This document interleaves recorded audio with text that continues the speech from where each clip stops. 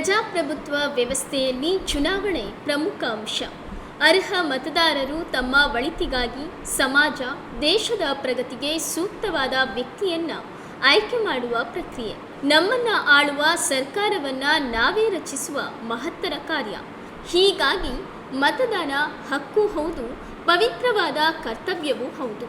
ಚುನಾವಣೆಯಲ್ಲಿ ಮತದಾನವನ್ನ ಪ್ರಜೆಗಳು ಹಬ್ಬದ ಮನೋಭಾವದಿಂದ ಹೊಂದಿರಬೇಕು ಎನ್ನುತ್ತಾರೆ.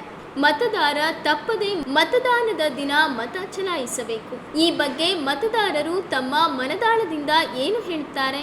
ಕೆ-ಲೈವ್ ನ್ಯೂಸ್ ಪೋರ್ಟಲ್ ವಿಶೇಷವಾಗಿ ಸಂಗ್ರಹಿಸಿರುವ ಮತದಾರರ ಮನದಾಳ ನಿಮಗಾಗಿ.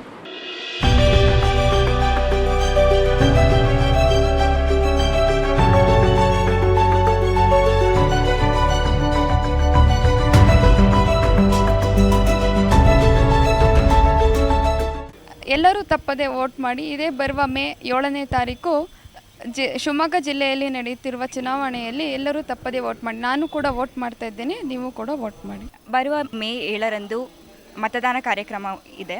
ಎಲ್ಲರೂ ತಪ್ಪದೆ ಮತದಾನ ಮಾಡಿ. ಯಾಕಂದರೆ ಮತದಾನ ನಮ್ಮೆಲ್ಲರ ಹಕ್ಕು, ನಮ್ಮೆಲ್ಲರ ಗೌರವ ಮತ್ತು ನಮ್ಮೆಲ್ಲರ ಸಾಮರ್ಥ್ಯವಾಗಿದೆ.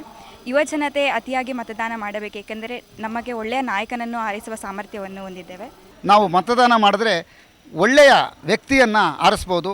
ಉತ್ತಮ ವ್ಯಕ್ತಿಯ ಆಯ್ಕೆ ಮತದಾರರ ಕೈಯಲ್ಲಿದೆ ಅಂತ ಹೇಳ್ಬಿಟ್ಟು ನಾನು ಭಾವಿಸ್ತೀನಿ. 7ನೇ ತಾರೀಕಿಗೆ ಬರುವಂತಹ 18ನೇ ಲೋಕಸಭಾ ಚುನಾವಣೆಯನ್ನು ನಾವೆಲ್ಲರೂ ತಪ್ಪದೆ ಮತದಾನ ಮಾಡಬೇಕು.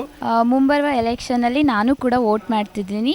ಸದೃಢ ಭಾರತ ನಿರ್ಮಾಣಕ್ಕೆ ಒಬ್ಬ ಶ್ರೇಷ್ಠ ನಾಯಕನನ್ನು ಆಯ್ಕೆ ಮಾಡುವಂಥ ಒಂದು ಹಕ್ಕು ನಮ್ಮ ಕೈಯಲ್ಲಿದೆ. ನಮ್ಮ ಮತವನ್ನು ನಾವು ಸರಿಯಾದ ರೀತಿಯಲ್ಲಿ ಯಾವುದೇ ಆಸೆ ಆಮಿಷಗಳಿಗೆ ಬಲಿಯಾಗದೆ ಚಲಾಯಿಸೋ ಮೂಲಕ ಉತ್ತಮ ನಾಯಕನನ್ನು ಆರಿಸೋಣ. ಎಲ್ಲರೂ ಕೂಡ ತಪ್ಪದೆ ವೋಟ್ ಮಾಡಿ.